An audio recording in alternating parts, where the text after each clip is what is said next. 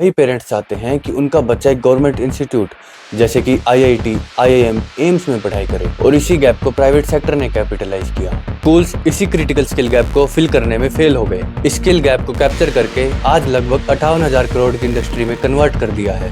पिछले कुछ सालों में इन ट्रेंड्स को रोकने के लिए काफी एग्रेसिव स्टेप्स लिए गए। रियलिटी में एक स्कूलिंग सिस्टम की जिम्मेदारी सिर्फ बच्चों को पढ़ाने तक सीमित नहीं है। बेसिक 5-10 किलोमीटर की रनिंग और पुशअप्स पुलअप्स करने को बोलो तो उसके लिए वो एक स्ट्रगल सा बन गया है। तो साल 2010-11 के आसपास हरियाणा में उस टाइम कांग्रेस सरकार थी।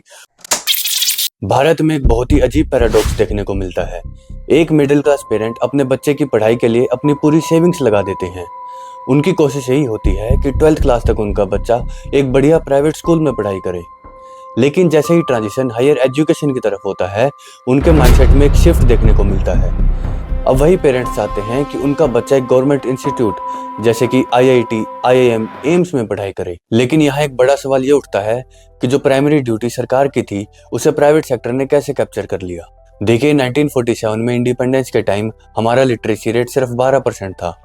उस टाइम पर सरकार के पास रिसोर्सेज भी लिमिटेड थे और सरकार ने डिसाइड किया कि हमें देश बिल्ड करने के लिए टॉप क्लास इंजीनियर्स और डॉक्टर्स की जरूरत है।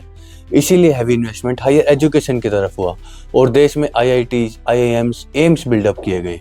लेकिन इस चक्कर में प्राइमरी और सेकेंडरी एजुकेशन पीछे छूट गई और इसी गैप को प्राइवेट सेक्टर ने कैपिटलाइज किया। शायद बात यहाँ तक भी चल जाती कि देश की बेसिक स्कूलिंग प्राइवेट सेक्टर चला रहा है। लेकिन जैसे ही बच्चा 11th और 12th क्लास में एडमिशन लेता है, इन प्राइवेट स्कूल्स का कोर मॉडल पूरी तरह कोलैप्स कर जाता है, क्योंकि इनका पूरा एकेडमिक स्ट्रक्चर सिर्फ बोर्ड्स एग्जाम को ध्यान में रखकर डिजाइन किया गया था। वहीं आईआईटी, जेईई और नीट जैसे एग्जाम्स की डिमांड बिल्कुल अलग है। वहां पर कंसेप्चुअल क्लैरिटी और प्रैक्टिकल अप्रोच की जरूरत पड़ती है। स्कूल्स इसी क्रिटिकल स्किल गैप को फिल करने में फेल हो गए। इसी फेलियर की वजह से जो एक मैसिव गैप क्रिएट हुआ था उसे कोचिंग इंस्टीट्यूट्स ने कैप्चर कर लिया। आज तक की रियलिटी ये है कि 11th क्लास में आते ही पेरेंट्स अपने बच्चों को किसी रेगुलर स्कूल की बजाय एक डमी स्कूल में डाल देते हैं। जिस टाइम बच्चों को स्कूल्स में होना चाहिए उस टाइम वो कोचिंग्स में अपनी क्लासेस लगा रहे होते हैं। जो काम बच्चों को पढ़ाने का स्कूल्स का था वो आज कोचिंग्स को आउटसोर्स कर दिया गया है, जिन्होंने स्किल गैप को कैप्चर करके आज लगभग 58,000 करोड़ की इंडस्ट्री में कन्वर्ट कर दिया है। बच्चे इन डमी स्कूल्स और कोचिंग्स में पढ़ाई करते हैं ताकि उनका एम्स और आईआईटी जैसे टॉप सरकारी इंस्टीट्यूट में एडमिशन हो सके। इसके पीछे एक मेन रीजन है कि जहां प्राइवेट इंजीनियरिंग और मेडिकल कॉलेजेस की फीस लाखों करोड़ों रुपए होती है, वहीं इन टॉप सरकारी इंस्टीट्यूट्स की फीस इनके मुकाबले बहुत कम होती है, और वो भी हाई क्वालिटी एजुकेशन के साथ। सोसाइटी और गवर्नमेंट को भी इनसे एक्सपेक्टेशन होती है कि वर्ल्ड क्लास एजुकेशन लेकर जो ये टॉप टैलेंट निकलेगा वो देश के कोर सेक्टर्स और सोसाइटी के काम आएगा। लेकिन देश की ये top cream high paying corporate jobs के लिए यूएसए और यूरोप शिफ्ट हो जाती है। इसे ही हम ब्रेन ड्रेन कहते हैं। और जो टैलेंट यहाँ देश में रुकता है उनमें से बहुत सारे लोग कोर इंजीनियरिंग और मेडिकल रिसर्च करने के बजाय वापस इन कोचिंग्स में एक अच्छे पैकेज पर टीचर बन जाते हैं। पिछले कुछ सालों में इन ट्रेंड्स को रोकने के लिए काफी एग्रेसिव स्टेप्स लिए गए।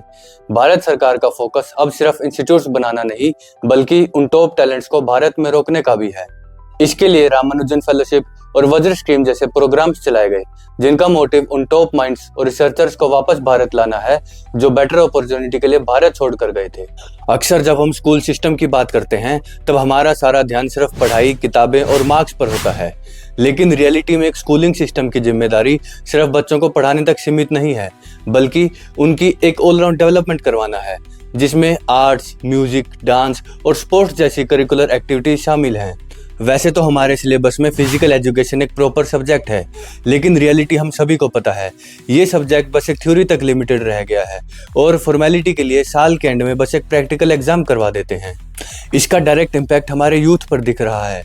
आज एक एवरेज स्टूडेंट मैथ्स की कॉम्प्लेक्स इक्वेशन और थ्योरीज तो इजीली समझ लेता है, लेकिन अगर आप उसको एक बेसिक 5-10 किलोमीटर की रनिंग और पुशअप्स पुलअप्स करने को बोलो तो उसके लिए वो एक स्ट्रगल सा बन गया है।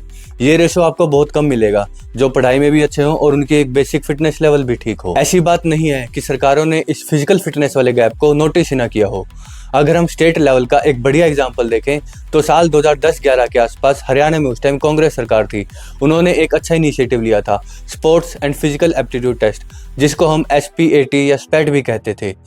इस फिटनेस का बेसिक मोटिव था कि स्कूल लेवल पर बच्चों का फिटनेस टेस्ट लिया जाए और उसके अकॉर्डिंग उनके स्पोर्ट्स टैलेंट को पहचाना जाए। इसी तरह नेशनल लेवल पर बीजेपी गवर्नमेंट ने खेलो इंडिया स्कूल गेम्स की शुरुआत की। इनका मोटिव भी यही था कि स्कूल और कॉलेज लेवल पर बच्चों के अंदर एक स्पोर्ट्स कल्चर को बिल्ड किया जाए। ये जो स्पैट इनिशिएटिव था ये अब डिसकंटिन्यू हो चुका है। ये दोनों ही स्कीम्स अपने आप में बहुत ही बढ़िया स्टेप्स हैं, पर इनका ज्यादातर फोकस उस टैलेंट को निकालने में है जो एक प्रोफेशनल एथलीट बनना चाहता है। लेकिन उन बाकी बच्चों का क्या जिनके अंदर स्पोर्ट्स या फिजिकल फिटनेस की एक बेसिक इंटरेस्ट भी डेवलप नहीं हुआ है।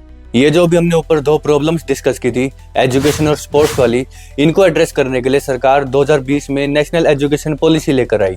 नेशनल एजुकेशन पॉलिसी ने पुराने 10+2 एकेडमिक स्ट्रक्चर को स्क्रैप करके एक नया साइंटिफिकली डिजाइन 5+3+3+4 फ्रेमवर्क दिया।